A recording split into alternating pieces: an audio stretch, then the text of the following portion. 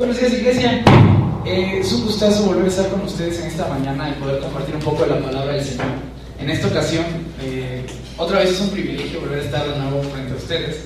Sin embargo, yo quisiera presentarles a alguien que, de cuentas, pues el águila no es tan bíblica que digamos, pero no le queda de otra. ¿Sí es bíblica? ¿Qué Biblia leen? Bueno, pastor, pues un gustazo estar otra vez acá con usted. Nos volvemos a encontrar en el escenario. No sé si se vuelve a repetir, este es un acto único que nunca más la gente se volverá a ver. Pero, ¿cuál es el motivo por el cual nos reunimos acá? ¿De qué se trata esto? Diálogos en torno a la Navidad. ¿Y esto qué quiere decir más o menos? ¿Sobre qué vamos a hablar hoy? Yo creo que es muy importante que todos sepan lo que significa la palabra Navidad. Y la palabra Navidad significa nacimiento. Hay gente que rechaza la Navidad porque dice, es que Jesús no nació en estas fechas. He escuchado muchos. Eso no importa. Probablemente no haya nacido en estas fechas. Sin embargo, lo que nosotros celebramos es el acontecimiento maravilloso. Un nacimiento.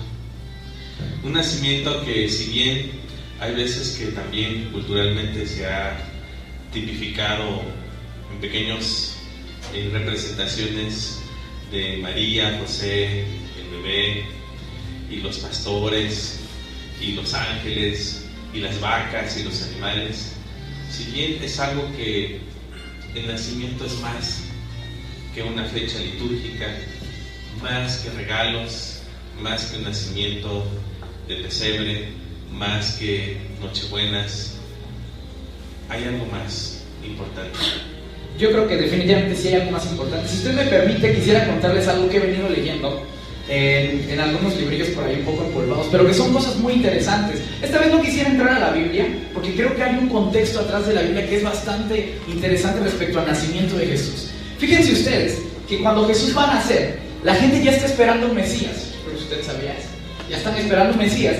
Y este Mesías ya había llegado en un momento antes. El texto que leyeron, si se dieron cuenta que es Isaías 11, está apelando a algún Mesías, pero este personaje ya había acontecido en algún momento. La gente ya había esperado un Mesías antes y este ya había llegado. Se llamaba Zorobabel. Este personaje fue un rey que vivió en los tiempos en los que Persia estaba conquistando el pueblo y creyeron que él era el Mesías. Entonces, cuando él fue a la guerra, él logra restaurar algunas cosas del pueblo. Los persas le dan chance como que a los judíos de poder restablecer su imperio, pero no se logra el fin que ellos querían. Entonces el pueblo de Israel se lleva una decepción de lo que es el Mesías para ellos y dicen, pues quizá no debemos de creer tanto en el Mesías. Sin embargo, en unos añitos antes de que Jesús nazca, surge otro personaje bien interesante. Se llama Judas Macabeo. 10 puntos al que me diga qué significa Macabeo. A ver.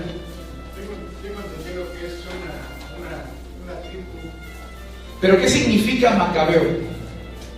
Tengo entendido que son de los Juegos Olímpicos de Israel, ¿no? Los macabeos. Una tribu de los Juegos Olímpicos de Israel. Sí.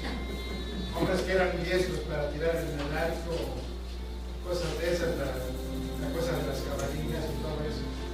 Incluso hubo un poco un accidente de una macabeada donde varios atletas mexicanos resultaron heridos con una especie de tempete que se cayó. Ok, hermano, gracias. Le doy un punto de los 10. Porque exactamente no es lo que quiere decir Macabeo. Bueno, prácticamente Macabeo tiene que ver con el hecho de martillo. Y es... Así que 10 puntos para mí. Entonces llega este Judas Macabeo. Y Judas Macabeo está en la guerra.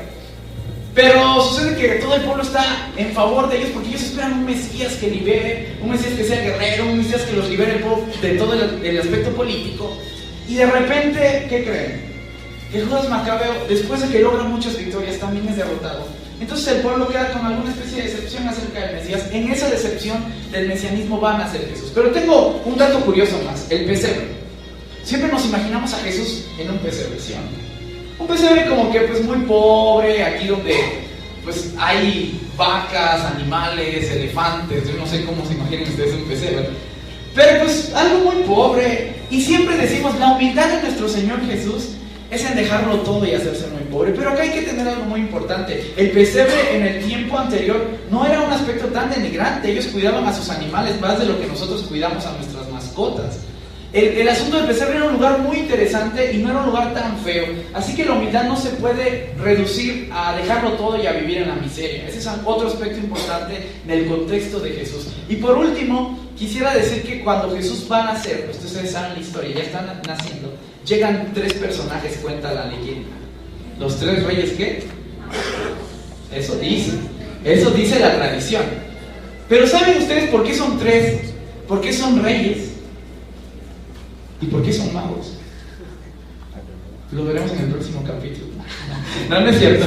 El asunto es que la tradición viene contando que se presentan ante ellos 3. Los padres de la iglesia van a decir que son 3, no porque la Biblia lo diga, lo dicen los padres de la iglesia, la tradición, porque 3 eran los continentes conocidos en ese tiempo, que era el asunto de Asia, de Europa, y conocían un cachito de África. Entonces representaron esos 3 a la globalidad del mundo que se postraba delante de Jesús. Y ahí viene la leyenda de los 3. ¿Qué le parece? Interesante. De hecho, hasta dicen que eran 4. Eso está mal. Eran 3. Definitivamente. Pero entonces, eso es lo que yo encontré fuera.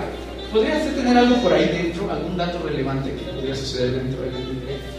De hecho, el entorno del nacimiento es algo demasiado interesante que quizás muchos de ustedes no se imaginan. Ustedes saben que en el Nuevo Testamento hay 2 versiones del nacimiento de Jesús.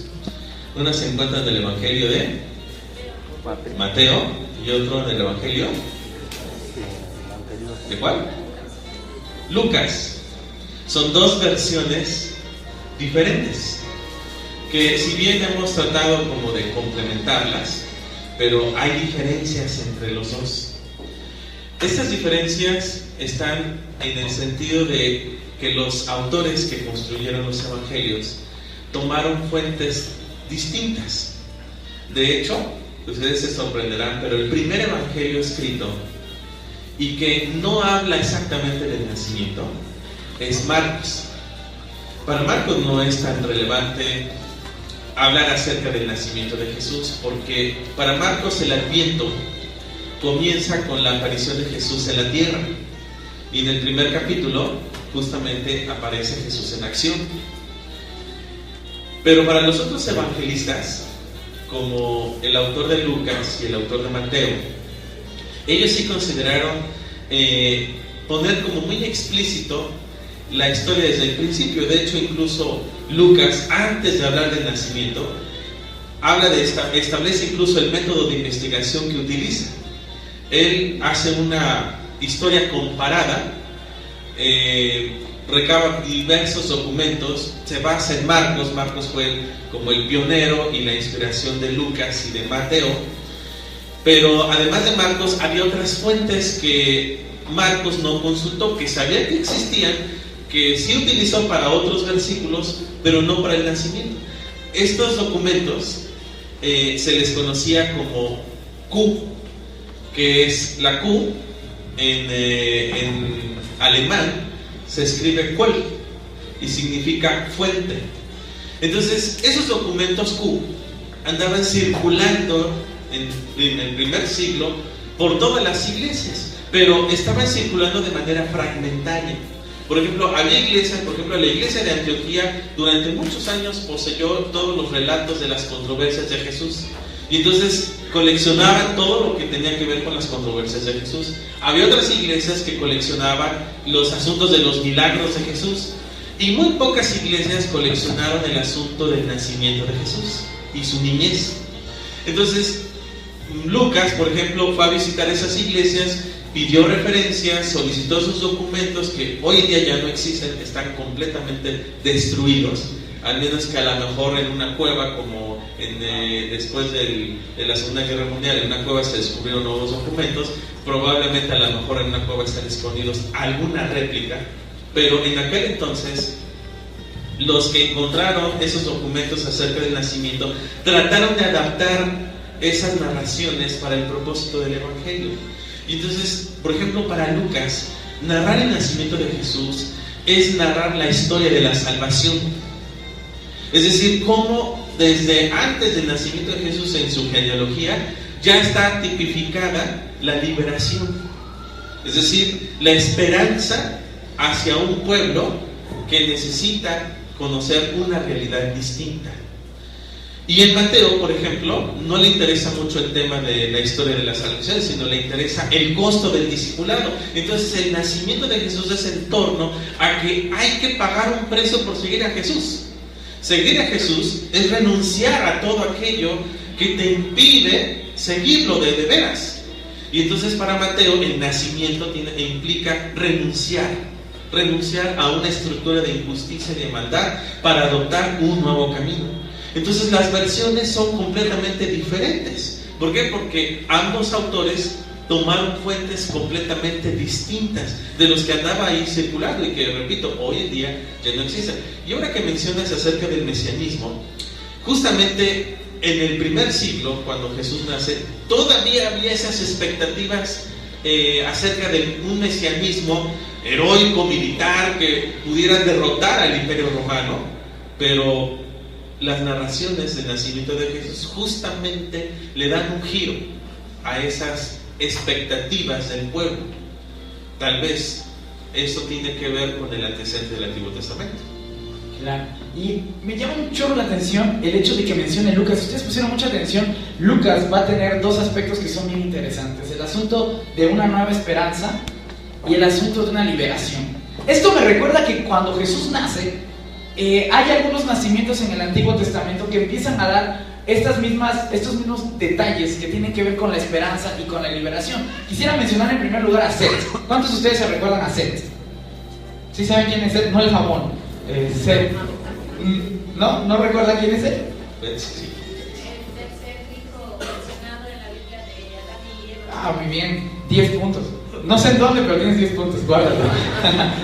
El asunto es que Set, cuenta la leyenda que estaba Caín y Abel y uno de ellos mata al otro y el otro se fuga. Entonces Adán y Eva se quedan sin hijos y van a hacer un nuevo hijo. Este nuevo hijo está representando la esperanza de una humanidad, de que cuando las cosas están perdidas, cuando las cosas están acabadas, cuando ya no hay nada que hacer, cuando ya se ve que todo está mal, Dios aún puede dar una nueva esperanza. Y este nacimiento a mí me recuerda una nueva esperanza, la cual Jesús también está dándonos en su nacimiento. Pero no es el único. ¿Cuántos de ustedes también se recuerdan a Moisés? Moisés es un personaje también muy relevante en la Biblia, que tiene un nacimiento muy interesante. Sin embargo, cuando Moisés nace, no nace simplemente con la idea de esperanza, sino que nace con la idea de poner en práctica esa esperanza, y esa esperanza tiene que ver con la liberación de todo un pueblo.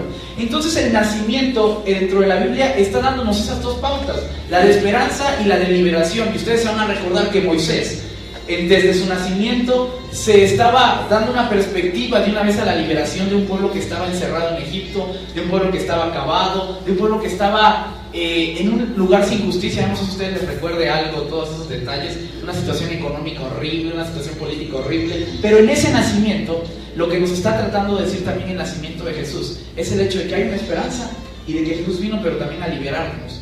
Y es el hecho mesiánico de Jesús. Eso puedo yo encontrar en el Antiguo Testamento. Yo no sé si habrá algo nuevo, algo último que haya sucedido.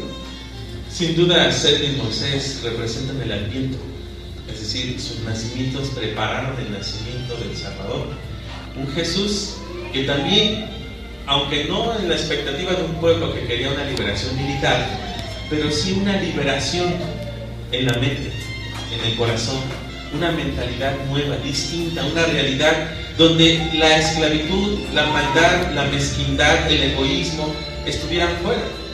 De hecho, algo que quiero rescatar que tú mencionaste es que a veces nos quedamos con la idea de que nació Jesús como muy pobre, en unas condiciones muy pobres. No exactamente. De hecho, José no era tan pobre. Posteriormente se hizo pobre por las condiciones económicas que vivían en ese momento. El sistema económico mundial que estaba gobernado por Roma empobreció más a las poblaciones. Los nuevos impuestos, no había prestaciones, no había salarios fijos, condiciones como las que hoy estamos viviendo justamente, ¿no? Hoy estamos, en estos tiempos estamos de luto debido a la aprobación de las nuevas reformas energéticas, modificaciones a la Constitución. Eso es para lamentarse. Y en aquel entonces había ese tipo de situaciones en el tiempo de Jesús que empobrecieron a la gente. Pero en un principio Jesús nació en una situación quizás de clase media baja, no tan baja. Se volvió de la clase baja cuando justamente el Imperio Romano estableció nuevos impuestos. Pero esa expectativa de una esperanza distinta hacia un pueblo son imágenes que sin duda en el Antiguo Testamento anticipan, pero el nacimiento de Jesús no queda en la historia hace 2000 años. Es un nacimiento que continúa en nuestros tiempos. Y yo quisiera hacer mención que hay dos nacimientos relevantes en la historia de la humanidad que sin duda que no fueron cristianos, pero sin duda el nacimiento de Jesús está tipificado en esos nacimientos. Y uno que quizás algunos de ustedes escucharon, la sensible muerte de Nelson Mandela. Nelson Mandela fue un hombre que luchó por la liberación de la esclavitud en África. Y él nació en un apartado, en un pequeño pueblo también como Jesús. Y sin embargo, no era tan pobre. Sí era, digamos, clase mediero bajo, porque su papá trabajaba en la casa real. O sea, de alguna manera estaban vinculados con la realeza, así como el papá de Jesús, ¿no? Que estaba vinculado con la realeza. Sin embargo, posteriormente perdió el trabajo el padre, se tuvieron que ir a un pueblo más pobre a sufrir la marginación. Y Nelson Mandela empezó justamente a trabajar por luchar por la liberación de su pueblo. El otro personaje sin duda es Mahatma Gandhi, que además han sido comparados una similitud entre Nelson Mandela y Mahatma Gandhi. Mahatma Gandhi, igual de la misma manera su papá, pertenecía a una familia de realeza, al igual que José. Por eso la genealogía que menciona Lucas es que viene del linaje de David, de la realeza. Y de la misma manera el papá de Gandhi, sin embargo, también sufrió, perdió el trabajo, fue marginado. Y este Gandhi, aunque tuvo la oportunidad de estudiar en escuelas inglesas, él se preparó justamente para luchar por la liberación de su pueblo de manera pacífica. Nelson Mandela sí agarró las armas, pero Mahatma Gandhi luchó por una ideología distinta, el pacifismo. De alguna manera son nacimientos que se siguen repitiendo. Ese nacimiento de Jesús se sigue tipificando en nuestra actualidad, en nuestros tiempos. Yo no sé si para nuestros tiempos tendremos que ser como Gandhi y hacer la paz en toda la guerra, o agarrarnos como Mandela y brincarnos los torniquetes porque le subieron al metro. Sin embargo, de lo que sí estoy muy seguro es el hecho de que el nacimiento, como hemos venido diciendo, representa un hecho de esperanza. Y representa un hecho de esperanza porque fue en el pasado, fue en el momento de Cristo, lo fue en nuestro momento, en nuestra época, y lo tiene que ser el día de hoy. No solo esperanza, sino el asunto también de la liberación. Si ya lo hizo Jesús, si ya lo hicieron personajes que no son como Jesús, el hecho de que nosotros creamos en Jesús, el hecho de que nosotros hayamos nacido el día de hoy tiene que significar algo, porque nuestro nacimiento en esta época tiene que significar algo para el cristianismo. Si nuestro nacimiento en esta época pasa simplemente desapercibido y no logramos hacer nada, no estamos cumpliendo el objetivo de lo que significa un nacimiento, el hecho de tener esperanza y el hecho de poder lograr alguna liberación. Ustedes pueden imaginarse en estos momentos nuestra realidad y no cambia mucho a los problemas que han existido antes. El asunto económico, el asunto político. ¿Cómo tenemos el asunto político? ¿Cuántos de ustedes están conformes con su política? ¿Cuántos de ustedes están conformes con su economía? Nadie. ¿Cuántos de ustedes están conformes con el modelo social en el que vivimos? ¿Cuántos de ustedes están de acuerdo con que pierda la América?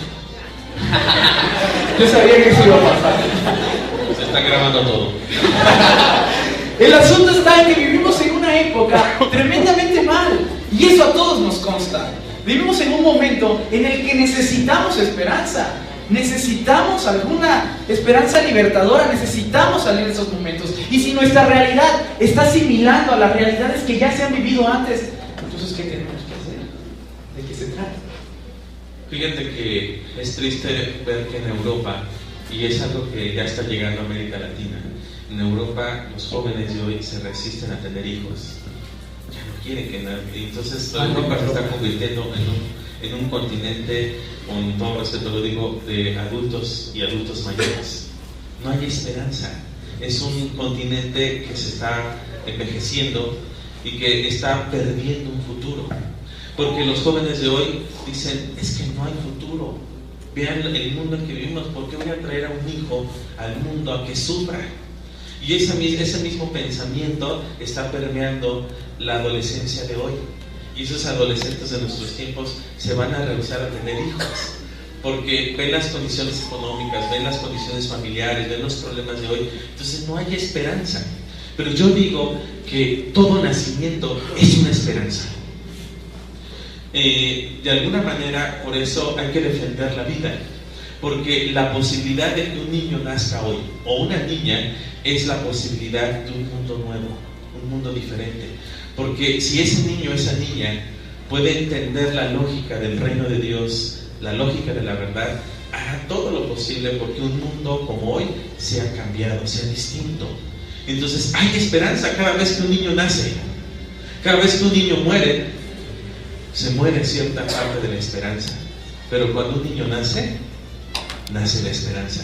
Y aquí en los últimos tiempos han nacido pocos bebés en la iglesia, pero esos nacimientos han sido la nueva esperanza. Y esperemos que nuestra juventud, nuestros adolescentes que próximos a ser jóvenes adultos, tengan hijos. A lo mejor no 10 como en los tiempos de nuestros abuelos, pero por lo menos 2 niños, porque tal vez sean 2 esperanzas nuevas a este mundo, a esta sociedad.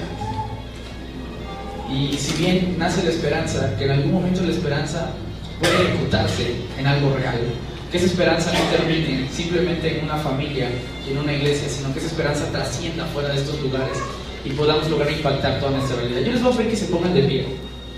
Quisiera que se pusieran de pie en este momento y pudiéramos reflexionar un poco en esto. ¿Qué ha sido nuestro nacimiento? ¿Y qué ha significado nuestro nacimiento para la gente que nos rodea? ¿Qué esperanza y qué liberación hemos llevado a todas esas personas que están al lado de nosotros? A nuestros primos, a nuestros amigos, a nuestros vecinos. ¿Qué esperanza les hemos estado llevando? ¿Ha sido nuestro nacimiento esperanza? ¿Y ha sido la vida que hemos llevado una vida liberadora que libere de todos esos problemas? Si estamos inconformes, porque yo vi que todos levantaron la mano, ¿qué estamos haciendo para cambiarlo? Podemos inclinar nuestros rostros y poder reflexionar en estos unos segundos y enseguida poder tener un momento de oración, poder encomendarnos al Señor. Y por qué no decirle, Señor, llevo algunos años de vida, ya pasan algunos años en los que nací y quisiera, Señor, que ya en este momento mi vida cambiara. No puedo terminar el año así, no podemos terminar un año como lo hemos seguido viviendo. Tenemos que impactar nuestra realidad, tenemos que llevar esa liberación que hemos tenido a otros lugares, a otras familias. Si estamos conformes con la vida que Cristo nos ha dado, poder llevar esa esperanza y en algún momento transformar. Yo sé que muchos estamos inconformes con algunas cosas que hemos hecho en los años pasados. Quizá pelearse con algún familiar, quizá habernos peleado con nuestros padres, con nuestros hijos, quizá no tener alguna buena relación, quizá no estar bien con Dios, quizá no estar al 100% en la iglesia, quizá haberle fallado a tu familia, haberle fallado a Dios. Esas cosas suceden, pero déjame decirte algo. El nacimiento representa una esperanza y el nacimiento de Jesús nos dice que las cosas no están acabadas. Aún se puede, podemos lograrlo. Y como Iglesia Getsemaní vamos a comenzar un año con esperanza. Vamos a nacer nuevamente y vamos a comenzar este año diferente. Vamos a llevar liberación a los lugares en que aún lo necesitan. Y gracias a Dios por esto. Papá, muchas gracias por esta mañana. Gracias por este día, Señor. Gracias por la bendición de darnos una familia en que podamos cobijarnos. Gracias por darnos esta casa para poder alabarte. Que tu Espíritu Santo descienda y llene nuestros corazones. Que transforme nuestra vida, Señor, y que nuestra vida transforme nuestro entorno. Perdónanos si te hemos fallado. Ayúdanos a nacer de nuevo y que este nacimiento sea diferente. Papá, dejo a tu iglesia en tus manos y que todo sea para glorificarte. En el nombre de Cristo Jesús, Getsemaní dice, amén.